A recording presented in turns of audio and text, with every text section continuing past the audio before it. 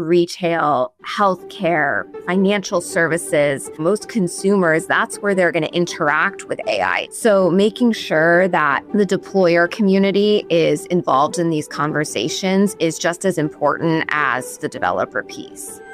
You're listening to The Influencers Digital Transformation, a Hogan Lovells podcast exploring how technology is reshaping industries, regulation, and the practice of law.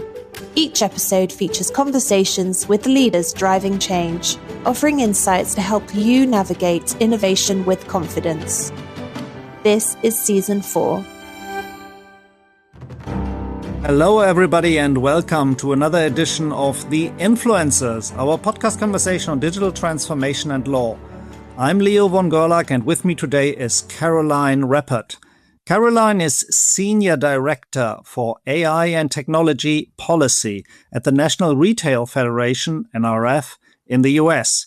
Caroline is the ideal conversation partner in that position for all topics on the edge of retail, e-commerce, and the deployment of AI in these fields. So, Caroline, welcome to the show. Thanks so much for having me, Leo. Caroline, before we go into AI, could you just give us a quick tour of the NRF membership so that we have an idea who you cover under your umbrella? So NRF is the largest trade association that represents the retail sector in the United States. We work with everyone from the biggest of the big retailers all the way down to mom and pop stores on Main Street. A big part of my job is hearing from all of those stakeholders, and that breadth of the ecosystem is what really informs all of our work at NRF, but especially the policy work, which is the bulk of my job. When you look at all these different types of stakeholders, from e-commerce, from brands, from different types of retail, what AI topics would they typically have? First off, retail is using AI in a variety of different manners. You're seeing some on the customer-facing side, so things like customer service chatbots, personalization capabilities, things like that.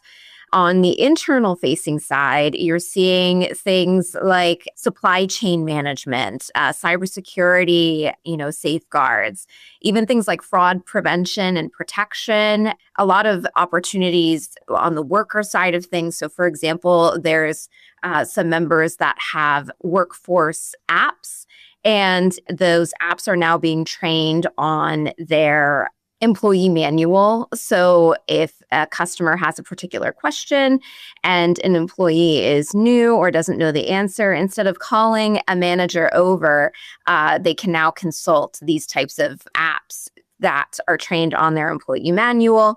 And that way, it's a more positive customer service interaction. It empowers the employee and also makes the manager's time a bit more efficient so that they can continue to go on about whatever other tasks they're doing. So that's kind of how a lot of retailers are using AI. When it comes to some of the, concerns and questions that we're seeing, I think most of them really come down to questions of transparency.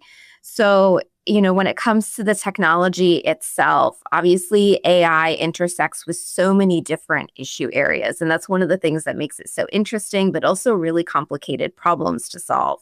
So if you are in a legal or compliance role, how is AI being used within your organization? Making sure that you have, clear transparency into those use cases and making sure that they align with all of the internal guidance that you have. And then on the technical side, how are third parties using AI? How are they intersecting with the ecosystem that you are very carefully curating within a retail environment? And then even if you're a small business, there's a lot of jargon and hype when it comes to AI.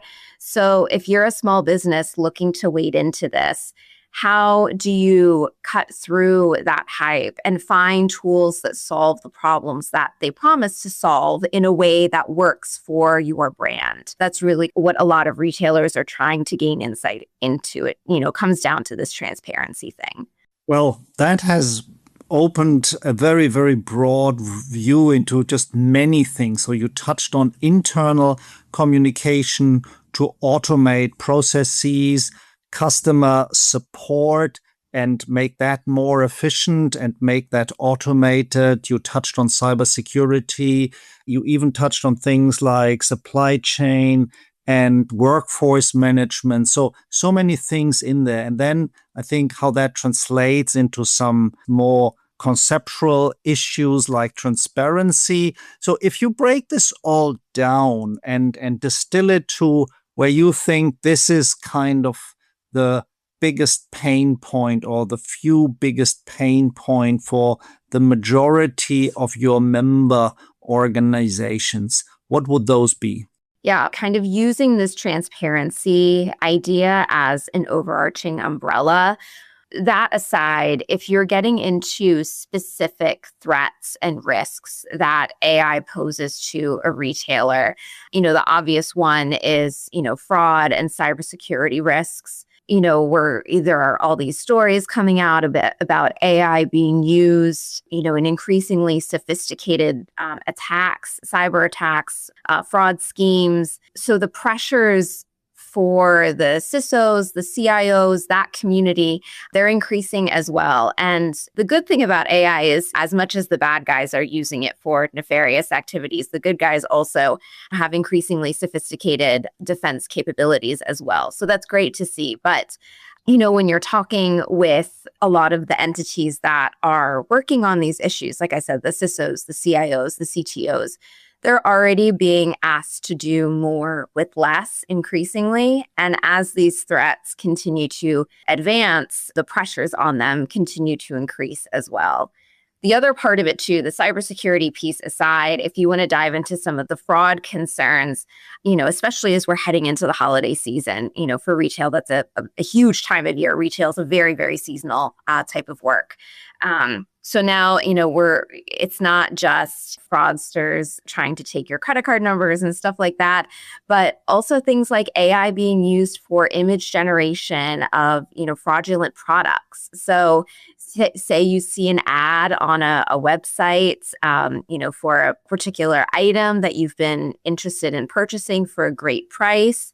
You click on the ad and it takes you to a fraudulent website that looks deceptively like the real website. So, all of those capabilities are supercharged using AI. So that's another major concern for retailers and their partners as well. I understand that there are several risks. So there's the risks of avoiding damage created by bad actors that you just touched upon at the very end of what you just said. But then there is this risk of losing out. And I understood from what you said earlier, this risk of not living up to this efficiency promise that AI carries for organizations and, of course, also in retail. And maybe that's a nice inroad for questions about policy making and your specific area of expertise. What would you, on behalf of your members, just expect most from policymakers? Are these issues of more standardization? You mentioned transparency earlier. How could that be supported? Is there more harmonization? What are the issues that policymakers should focus on to support your members? It's a great question, and that's what I spend the bulk of my time really focusing on at NRF. At a very, very basic level, just to start these conversations, deployers have to be involved in these conversations, maybe not in the same exact way that developers are, but they have to be at the table, in a significant way.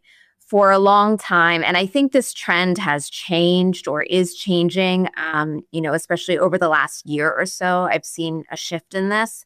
But for a long time, the idea was that AI policy should be made primarily through conversations with the developer community, with the large tech companies that are building these tools and these capabilities.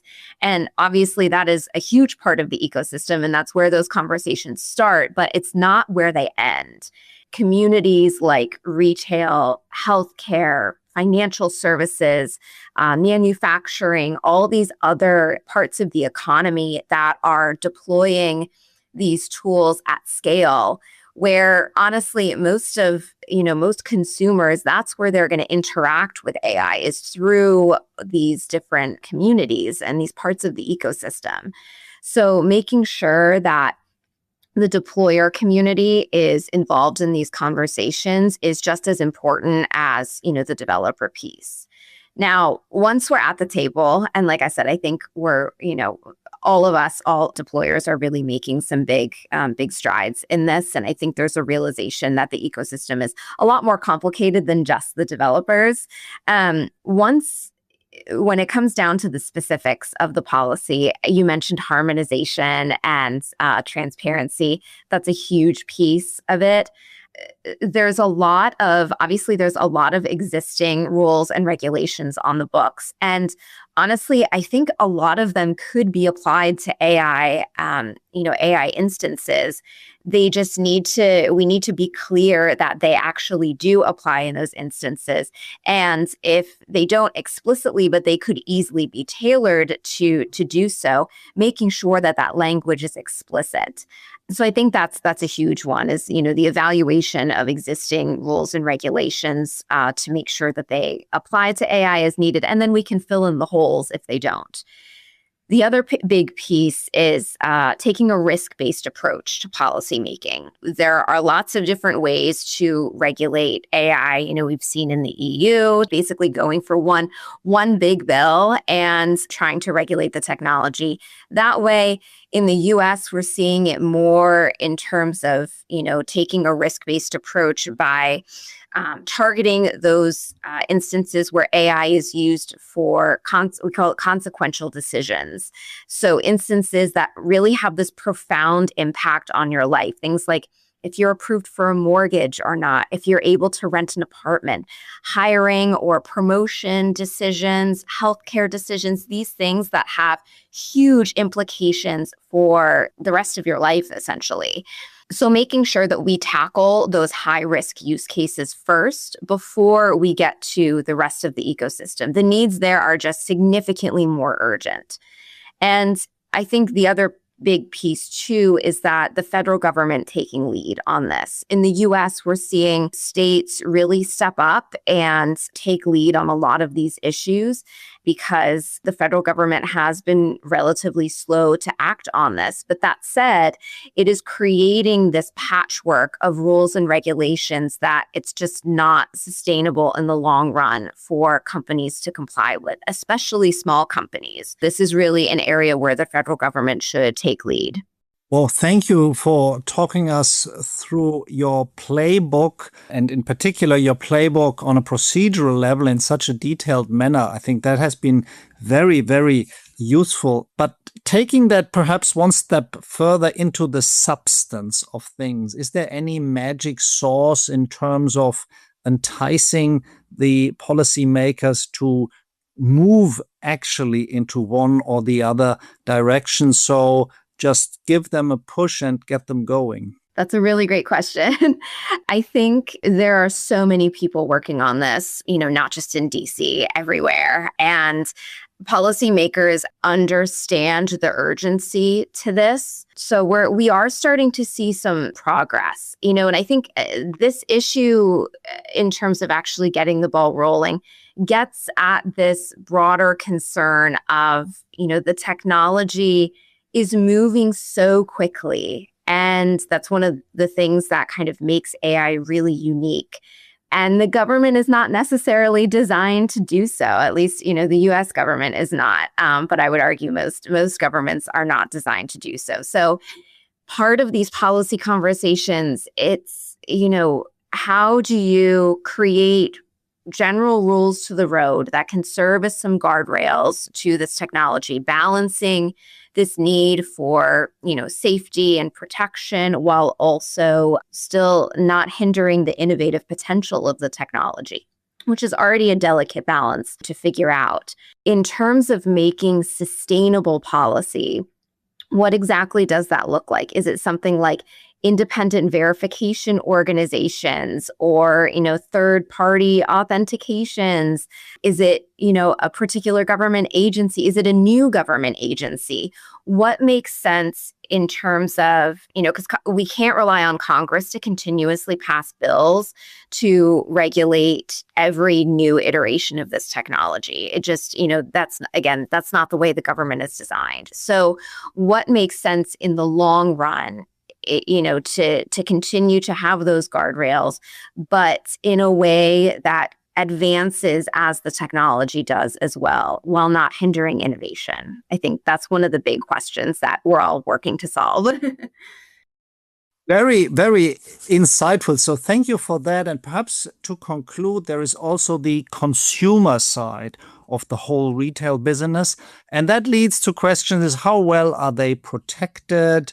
How much do the retail organizations need to invest into secure communication, data security, digital resilience? Perhaps a word on that fine balance between protecting your members' customers, the consumers, and the kind of commercial and other needs of your members. Yes, I'm so glad you asked about that. I mean, ultimately, retail is a consumer-driven business. Retailers are always going to meet consumers where they are, and consumer trust is the most important thing in the retail community. We are a low friction type of business model. So if a consumer, has a negative experience with a particular retailer, there is nothing that keeps them from shopping there. It's not like a healthcare system or a banking system where it's really hard to switch from one to the other. If you would rather shop at retailer A as opposed to retailer B, that's completely in your power to do so. So in order to maintain competitiveness and maintain consumer trust, retailers invest heavily in making sure that all of their consumer data is very, very secure. There's nothing retailers, will never jeopardize the trust of their consumers. So obviously AI tools make the security of those programs that much more essential. And it goes back to that transparency piece, making sure that it's very clear where all the consumer data is going and what it's being used for. But ultimately, like I said, retailers are never going to do anything that jeopardizes the consumer trust. Caroline, thank you so much for many incredible insights. It has been fascinating listening to you. So thank you once again, and thank you all for listening. And I hope you join us soon for the next edition of The Influencers that will be coming up soon. Until then, take care. Goodbye. Thank you for listening to The Influencers Digital Transformation from Hogan Lovells. To explore more insights and resources on emerging technologies, visit digital-transformation-academy.com. Follow the podcast on your preferred platform to hear future episodes as soon as they're released.